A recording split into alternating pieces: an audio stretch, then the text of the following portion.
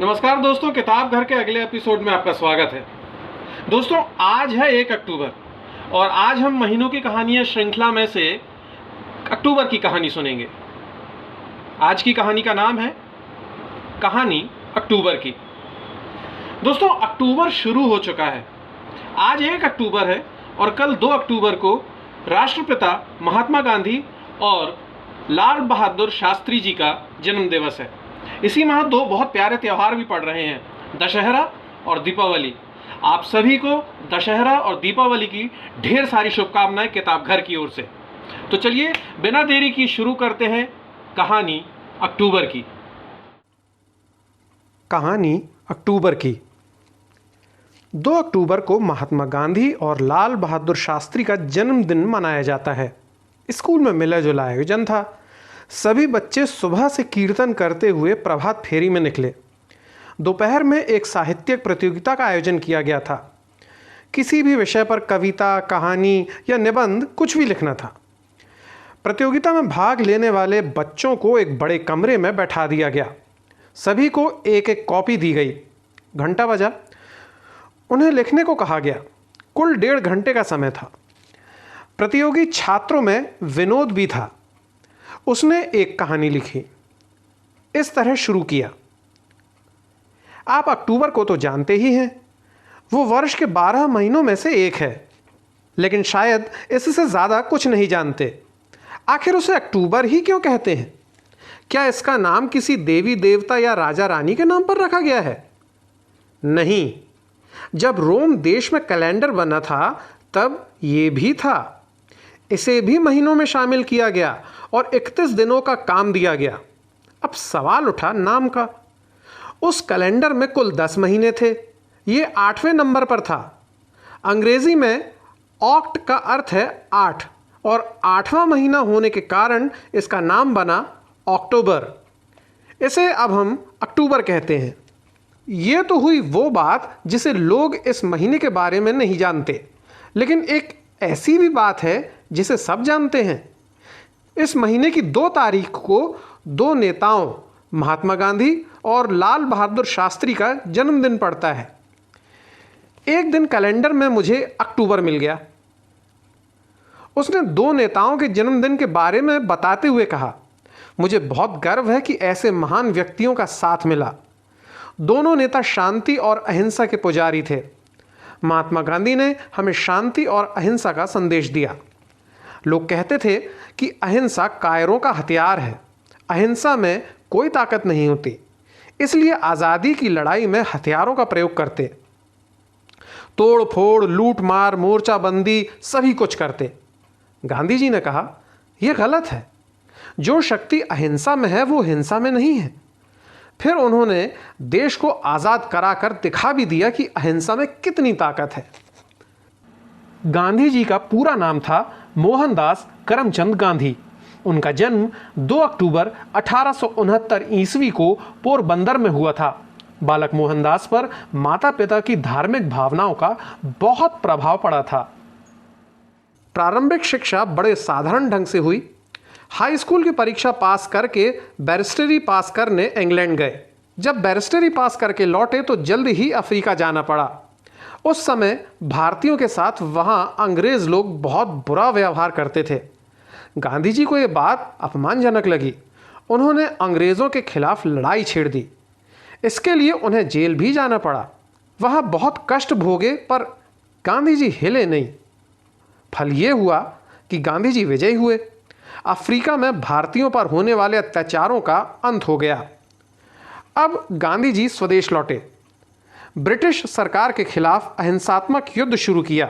सन 1919 से 1942 तक उनका ये युद्ध असहयोग, सत्याग्रह और अनशनों के रूप में चलता रहा। उन्हें कई बार जेल जाना पड़ा। 1942 में भारत छोड़ो का जो आंदोलन छेड़ा गया था वो बहुत ही भयानक था। अंग्रेज थर्रा गए। वे समझ गए कि इस देश को अब गुलाम बनाकर रखना संभव नहीं है। अंत में 15 अगस्त 1947 को उन्हें भारत छोड़कर जाना पड़ा। देश आज़ाद हो गया। गांधी जी ने अहिंसा द्वारा आज़ादी लेकर दिखा दी। वो आज भी देवता की तरह पूजे जाते हैं। लाल बहादुर शास्त्री भी शांति और अहिंसा के पुजारी थे। जवाहरलाल नेहरू के बाद वही प्रधानमंत्री बने थे। लाल बहादुर शास्त्री का जन्म 2 अक्टूबर 1904 को हुआ था। प्रारंभिक शिक्षा मुगल सराय में प्राप्त की। पिताजी का देहांत हो जाने के कारण पढ़ाई में बाधा पड़ने लगी। 6वीं कक्षा पास करने के बाद वो मामा के पास आ गए। मामा जी ने उन्हें स्कूल में भर्ती करा दिया। सौभाग्य से फीस माफ हो गई। मित्रों की सहायता से किताबें मिल जाती और वो बड़े परिश्रम से पढ़ते रहे। जब सन 1919 में गांधी जी ने असहयोग आंदोलन छेड़ा तो सारा देश उनके साथ हो गया। तब शास्त्री जी 16-17 वर्ष के थे। वो भी असहयोग आंदोलन में शामिल हो गए, बंदी बने और जेल गए। 2.5 वर्ष बाद जेल से छूटे तो हिंदू मुसलमानों की एकता, अछूतोद्धार और खादी के काम में लग गए। इसके बाद अपनी अधूरी शिक्षा पूरी करने के लिए काशी विद्यापीठ में भर्ती हो गए। यहीं से उन्होंने सन 1925 में शास्त्री की उपाधि प्राप्त की। सन 1926 में आपका विवाह ललिता देवी के साथ हो गया। ललिता देवी ने उनके हर काम में सहयोग दिया। शास्त्री जी निश्चिंत होकर देश सेवा में लगे रहे। सन 1936 में लाल बहादुर शास्त्री पंडित गोविंद वल्लभ पंत के साथ संसदीय सचिव बने। सन 1947 में अखिल भारतीय कांग्रेस कमेटी के महामंत्री बनकर दिल्ली आ गए। सन 1952 में भारत के रेल मंत्री बने। फिर 1956 में गृह मंत्री और 3 जून 1964 को भारत के प्रधानमंत्री बने। लाल बहादुर शास्त्री को प्रधानमंत्री बने कुछ ही समय हुआ था कि पाकिस्तान ने हमारे देश पर आक्रमण कर दिया। शांति के पुजारी प्रधानमंत्री लाल बहादुर शास्त्री ने कहा कि आज़ादी और आत्मसम्मान की रक्षा के लिए यदि ज़रूरत पड़े तो हथियार उठाना चाहिए और दुश्मन को सबक सिखाना चाहिए। हमारी सेनाओं ने शत्रु का सारा अभिमान नष्ट कर दिया। फिर जब शांतिपूर्ण समझौते की बात आई तो शास्त्री जी ने उसे भी मान लिया। वो रूस गए। वहां ताशकंद में समझौते पर हस्ताक्षर हुए, किंतु उसी रात को दिल का दौरा पड़ा और उनकी मृत्यु हो गई। लेकिन बात यही नहीं खत्म होती है। मेरी अंतिम तारीख को एक ऐसे नेता की जयंती पड़ती है जिन्हें लौह पुरुष कहा गया था। उनका नाम था सरदार वल्लभ भाई पटेल। उनके पिता झवेर भाई पटेल एक साधारण किसान थे। उन्होंने सन 1856 के स्वतंत्रता संग्राम में भाग लिया था। जाहिर था उनके पुत्र ने भी अंग्रेजों को देश से निकालने का व्रत लिया। वल्लभ भाई की आरंभिक शिक्षा गांव में हुई थी। फिर उच्च शिक्षा नडियाड और बड़ौदा में पाई। उन्होंने वकालत पास की। फिर बैरिस्टरी पास करने इंग्लैंड गए। सन 1913 में बैरिस्टरी की परीक्षा में प्रथम आए। लंदन से लौटकर अहमदाबाद में वकालत शुरू की। सन 1916 में महात्मा गांधी ने अहमदाबाद में साबरमती आश्रम खोला। तभी वल्लभ भाई पटेल गांधी जी के संपर्क में आए। उन्हीं दिनों बारडोली के किसानों का लगान बढ़ा दिया गया था। किसान दुखी थे। वल्लभ भाई ने किसानों का साथ दिया। सरकार को पत्र लिखा। उत्तर न आने पर सत्याग्रह शुरू किया। किसानों ने लगान देना बंद कर दिया। किसानों पर अंग्रेज सरकार के अत्याचार शुरू हो गए। जायदाद और खेत जब्त कर लिए गए। अंत में जांच समिति बैठी। किसानों से समझौता हो गया। वल्लभ भाई पटेल इस मामले के कारण देश भर में मशहूर हो गए। गांधी जी उनसे बहुत प्रसन्न हुए और उन्हें किसानों का सरदार कहा। तभी से वो सरदार पटेल कहलाने लगे। इसके बाद से वल्लभ भाई पटेल देश सेवा में लग गए। उन्हें कई बार जेल जाना पड़ा। सन 1931 में वो कराची कांग्रेस के अध्यक्ष भी चुने गए।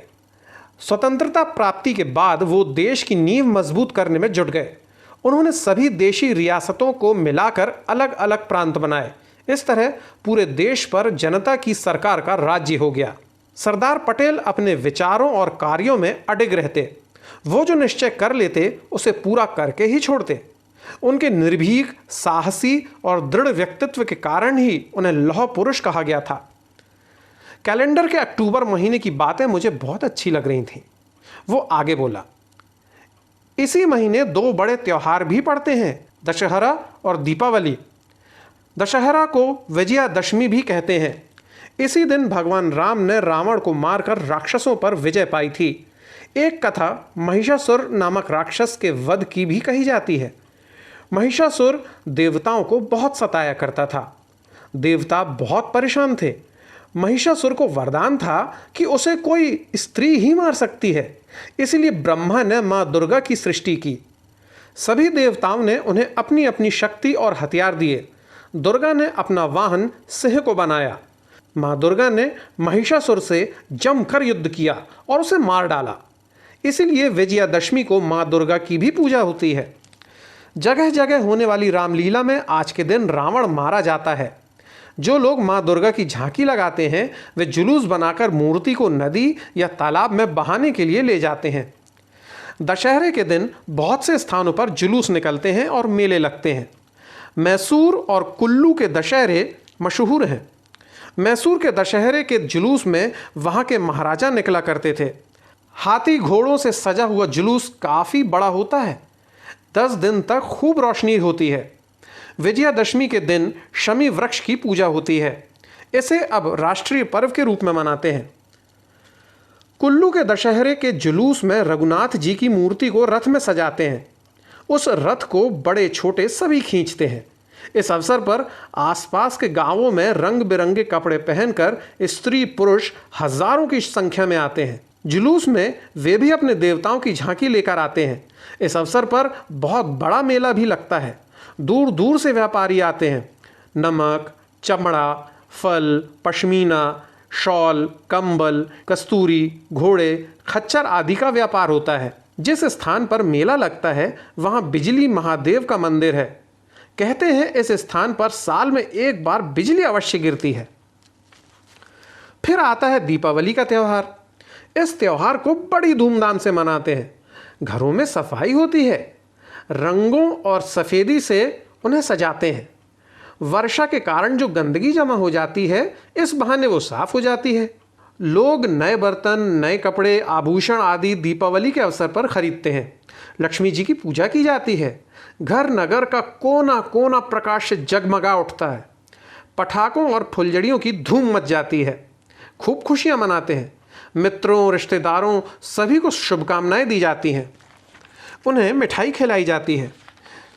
दीपावली मनाने के बारे में पौराणिक कथा ये है कि भगवान राम 14 वर्ष का वनवास पूरा कर अयोध्या लौट कर आए थे। उस अवसर पर अयोध्या वासियों ने नगर को खूब सजाया था और दीप जलाए थे। उसी परंपरा का निर्वाह आज भी हो रहा है।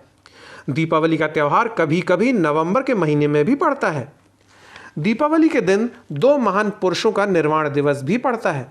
एक हैं भगवान महावीर और दूसरे स्वामी दयानंद सरस्वती। भगवान महावीर ने ईसा से 500 वर्ष पहले 72 वर्ष की आयु में निर्वाण प्राप्त किया था। भगवान महावीर ने ज्ञान प्राप्ति के बाद 30 वर्ष तक उत्तर भारत के कई प्रांतों में भ्रमण किया था। उनके उपदेशों को सुनकर जनता उनकी भक्त बन गई थी। उनकी शिष्य मंडली में 14,000 साधु थे और 36,000 साध्वियाँ थीं।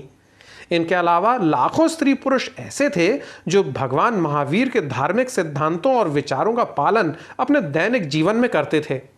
कार्तिक कृष्ण अमावस्या की रात्रि में उन्होंने निर्वाण प्राप्त किया। उनके उपदेश आज भी मार्गदर्शन करते हैं। भगवान महावीर ने कहा था, मनुष्य अपना भाग्य खुद बनाता है। मनुष्य अपने कर्मों के ही कारण सुख और दुख भोगते हैं। हमें अहिंसा का पालन करना चाहिए। भय, क्रोध या लालच के कारण कभी झूठ नहीं बोलना चाहिए। कभी किसी वस्तु को बिना आज्ञा के नहीं लेना चाहिए। चोरी नहीं करनी चाहिए।